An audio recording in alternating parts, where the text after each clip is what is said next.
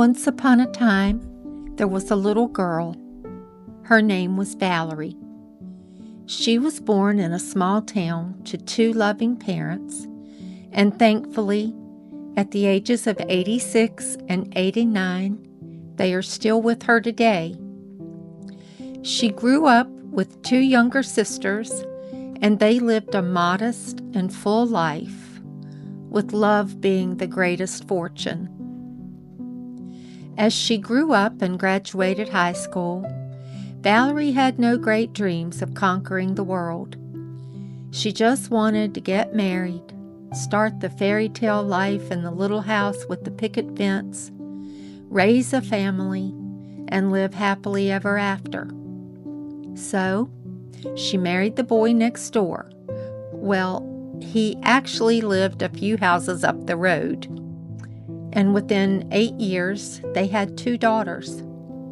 And she became a stay-at-home mom as well as a homemaker. And to be perfectly honest, a job that often felt thankless and undervalued, but she loved it just the same. As her children grew up and spent more time away from home, Valerie decided to go to trade school to acquire her cosmetology license so that she could start doing hair in a small room of their basement that her husband converted into a beauty salon. Not only would it give her some spending money, but it would bring people in from the outside world while she continued her homemaking. So with each hair appointment came all kinds of conversations, budding friendships, and company. Time passed quickly, and she enrolled in a local community college one night a week and took computer classes as well as creative writing and English classes. But still, she wasn't looking for a different life, but rather to join the world that had drastically changed while she had been so busy raising her kids and babysitting for others and caring for elderly relatives. She was still just a country girl at heart who enjoyed front porch sitting and country roads and clothes gently blowing in the breeze on the clothesline and lace curtains swaying through the screened windows, and watching the smoke softly flowing from the rooftop chimney when it was cold outside. She loved to watch her cows grazing and her chickens cooing and scratching and her geese honking and begging for bread and her llamas giving her llama kisses. That was her life, and she loved the simplicity of it. She actually joked and referred to life on their small farm as the farmette. But it was her favorite place to be.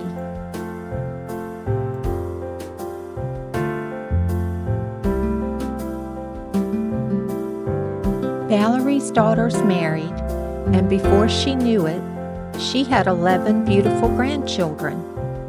She navigated life's peaks and valleys, just coasted along like most families do, I suppose, totally unprepared for the devastating change that only happens to other people, or so she thought. Today, Valerie still has 11 grandchildren, though heartbreakingly, one now lives in heaven. She was just 6 years old. I have heard that a heart can be broken and go on beating at the same time. I have also been told that with great loss is a product of deep love.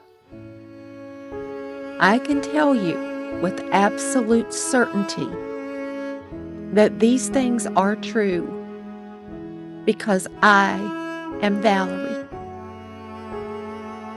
Believe me when I say that the loss doesn't disappear after the funeral service. In fact, it's ever present. Don't ever let anyone tell you that it's something we just get over, because we don't. There is no timeline to grief, and 1 year isn't some magic number. And please, don't let anyone tell you how you should feel or how long you should feel it.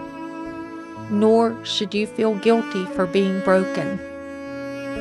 It truly is something that we cannot understand unless we've lived through it. As I have often told people, if you can't understand it, consider yourself blessed. Something as simple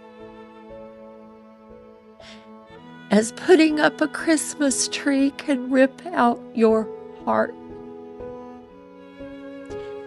After almost 7 years without her, I have learned to cope and accept what I don't understand and cannot change. But that is still sometimes challenging, and there's not a day that passes that I don't think of her without both smiles and tears. After the accident, my faith plummeted. Yes, I still believed, but I was so angry that a 6-year-old on her way to Bible school was not spared. No child should die, not just ours. The loss of a child is like a period in the middle of a sentence. It's a theft, an unfinished life. I will not lie. I am still struggling with that. At first, it felt like a ripple, though now I realize it was an earthquake. It started as a tremor, and then a rumble, and then utter devastation. Tragedy can truly destroy the closest of families. Not only do we grieve the person, but we grieve what we once knew and what will never be again. People speak of a new normal, but this isn't normal. How can anything really be normal again without her? To me, it's just learning to live differently. People do their best to console, but I have learned sometimes it's just best to say, I am so sorry, or I'm praying for you, or thinking of your family. Just give a hug or offer help where needed. Hearing things like God needed her, or her work was finished here, or maybe her loss will bring someone closer to God. You know, while I understand what they meant, it wasn't her job to do that. We need her.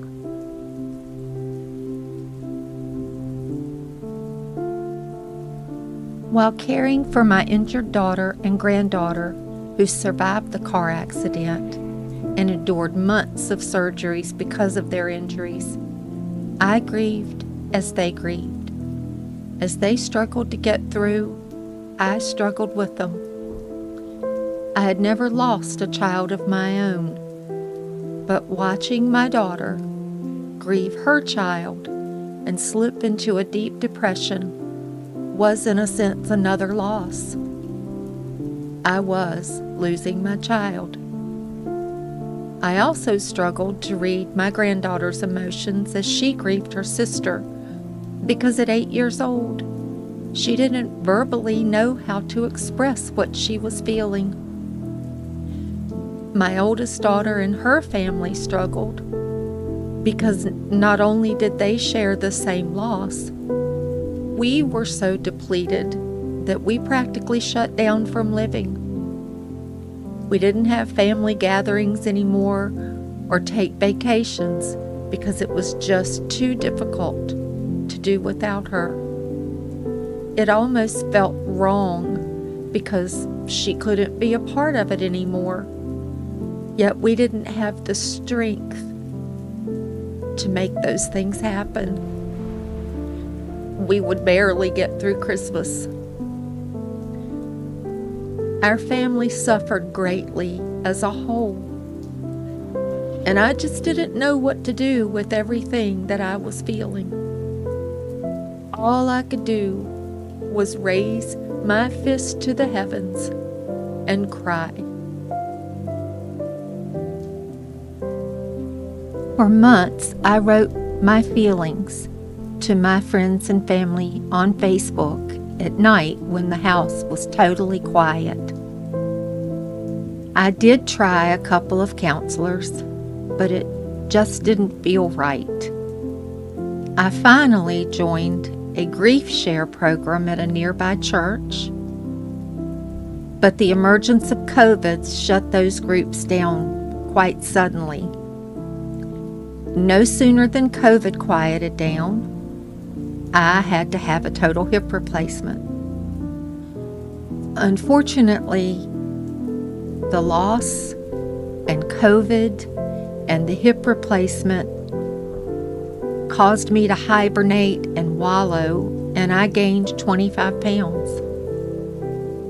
People encouraged me to write a book about my grief, thinking that it would be a good thing, think it would be good for me and help someone else. So after 3 years, I finally bought myself a Chromebook and started my book. I was able to write one sentence, maybe a paragraph. I'm not sure. I just felt so deflated, and I finally erased it. I had always loved words and writing, yet what I felt inside would not transfer onto paper. It was like the intent to write for publication felt unnatural and forced. Whereas when I was just sharing my heart with those on Facebook, it felt real. Maybe I wasn't ready, I don't know. But I finally decided that the chances of people seeing this video were far better than seeing a book written by me. This way, I can still write, but I can put a voice and a face with my words. Trying to reclaim life is still not easy. It's very difficult at times. But this is where I encourage you to surround yourself with those who offer themselves to you, those who want to be in your company no matter what your mood, because your moods will be all over the place for a long time. Keep your circle as small or as large as comfortable for you. Sadly, 2 dear members of my circle passed away unexpectedly, and I miss them terribly too. I'm grieving them. Death is hard, but don't run from the waves of grief. You have to lean into them, because it's not going away by running. Grief will find you no matter where you hide, and dealing with it every day is far better than having it fester and erupt all at one time. If you're like me and your faith has suffered, search for it again. In fact, I doubted that there was a God for a long time because of the cruelty of what we have endured. Though I have found myself talking to Him through my granddaughter, This tells me that I do believe, because I feel deep down that she is with him, and I was just too angry to ask him for anything. I still haven't gone back to church, and while I do love my church family and I miss them, I'm just not ready for praise and worship.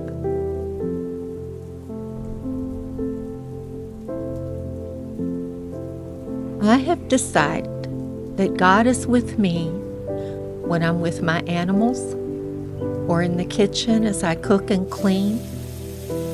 He's with me in my car as I listen occasionally to a favorite hymn. So for now, until I can find my way back to church fellowship, what works for me is going back to my simple roots. It brings me a sense of comfort, and I hope it will you too. See, I feel that God is with me as I make coffee in the wee hours of the morning while the moon and the sun are fighting to shine the brightest, or when I'm mixing up a batch of sourdough bread in my grandmother's beaten up mixing bowl, or eating with a spoon from my childhood in a favorite vintage bowl, or looking up at my favorite blue sky sprinkled with the white puffy clouds, or shopping at a local supermarket from my childhood that has a Piggly Wiggly vibe. Those things are what bring me comfort and take me back to a time when life was simple and it felt safe.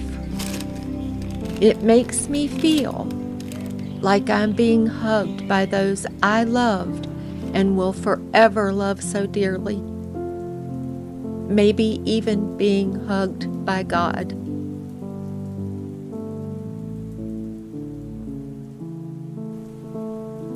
I'm calling this video my YouTube prologue, and I'm sharing from my birth until now in efforts to portray just how easy and how normal it is to go through life thinking that bad things aren't going to happen to us, that we're just going to escape tragedy. But I learned that life is not the fairy tale I dreamed of. I sincerely hope that it doesn't happen to you or hasn't happened. But if it does or has, I hope that we can share together. It takes time to start reclaiming life, and no matter how hard we try to rush things, it's not just a snap of the fingers and poof, you're grief-free. We'll live with loss forever. It will look different as we go along, but it will always be. I'm only going to show photos today simply because I wanted you to see and know why this channel was born. How we go through life imagining that the horrendous and sudden way that it can change isn't going to happen. My life is not what I call interesting. In fact, I am a simpleton. I'm a true homebody who enjoys nice things while trying to keep it as simple as I can. There are a lot of channels out there geared towards creating peace and calm, and I love to watch them. I have a deep appreciation for them. But I have really searched my soul for a twofold purpose in this channel. To find peace in the ways that feel normal, that feel right. By going back to the things, the simple things that we once found joy and pleasure and comfort in. It doesn't mean, or for me, it doesn't mean that I am at peace with the loss, because I'm not. but I wrap myself in the things that make me feel peaceful. That's how I find comfort. That's how I get through, by being real. There's no room for pretense when we're dealing with grief. And real is what you'll get from me. I have always been a crier. I cry easily. When I'm angry, when I'm sad, when I'm happy. But I find myself crying now over something as simple as Leave It to Beaver. It may be a short-lived channel, but I just want you to know that I feel that wrapping yourself in what felt normal so that you could start living again and not just existing is a good place to start. There are still places that we went before losing our granddaughter that I still haven't been back to, and perhaps one day I will. I want to, but I'm not ready. But when I do, I'll do it in her memory. But for now, my family needs me, and yours needs you. And my granddaughter was such a kind and giving soul. She would want me to be the best I can be for those I have left. So I have to try.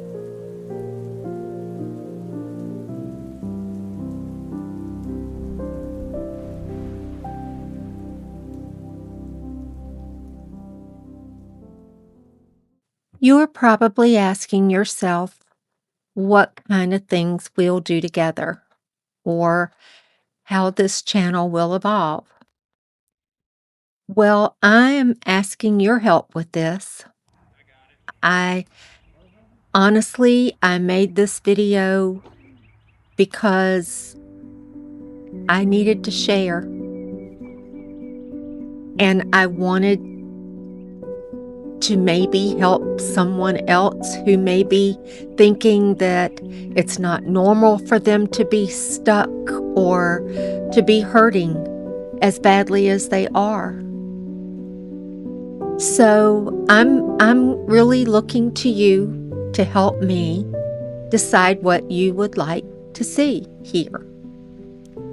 I like to cook, and I love my animals.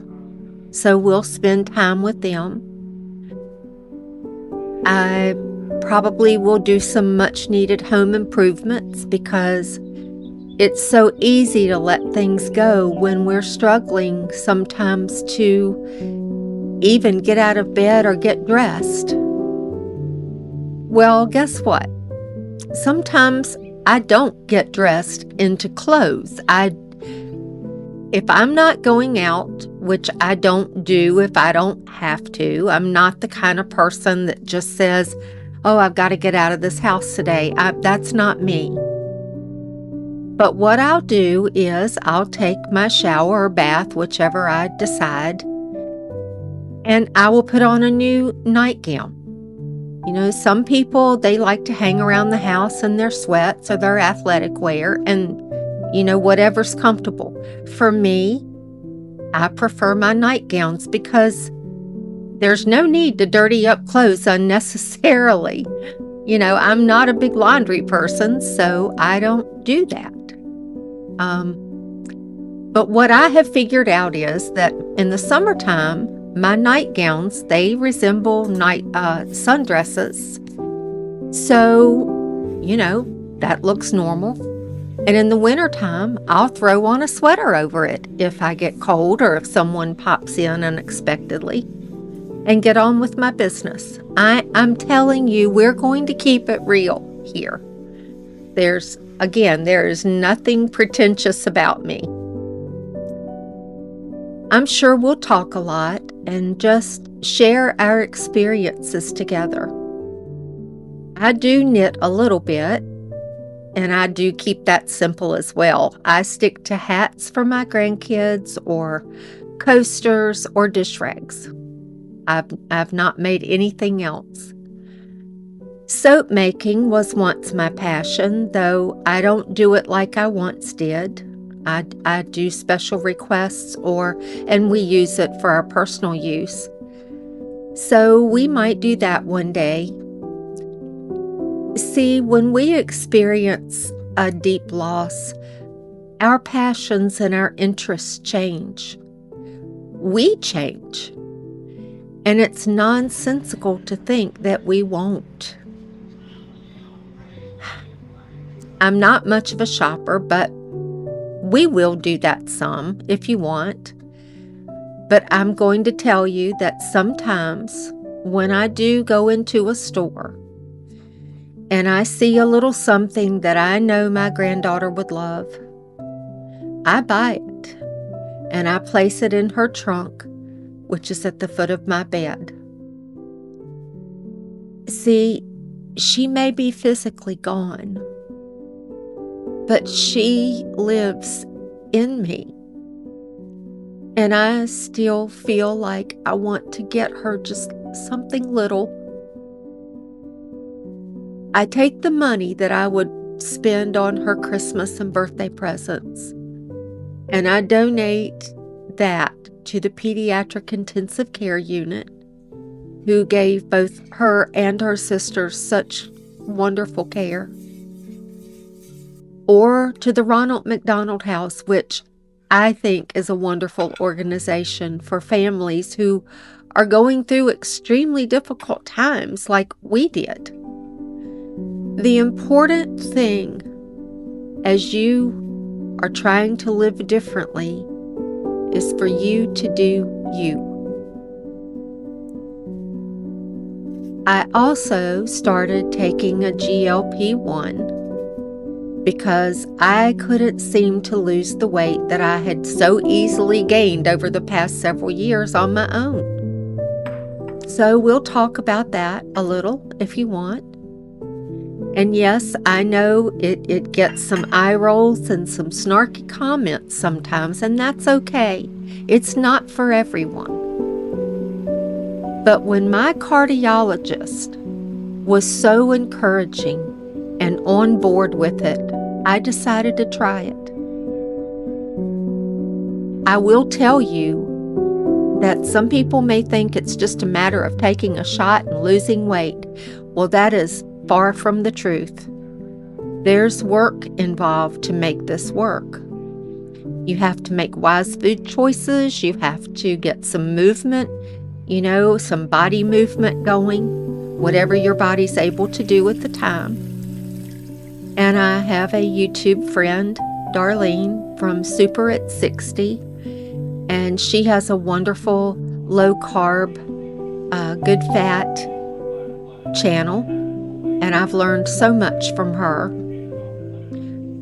We are each responsible for our own health and well-being. That's why we have counselors and doctors, and we can do our own research. Again, you have to do you. So until next time, if you've been with me this long and stayed with me through this whole thing, I wish you many blessings and the strength and the desire to seek the things that once brought you happiness and a sense of peace as you're trying to live differently. Fondly, Valerie.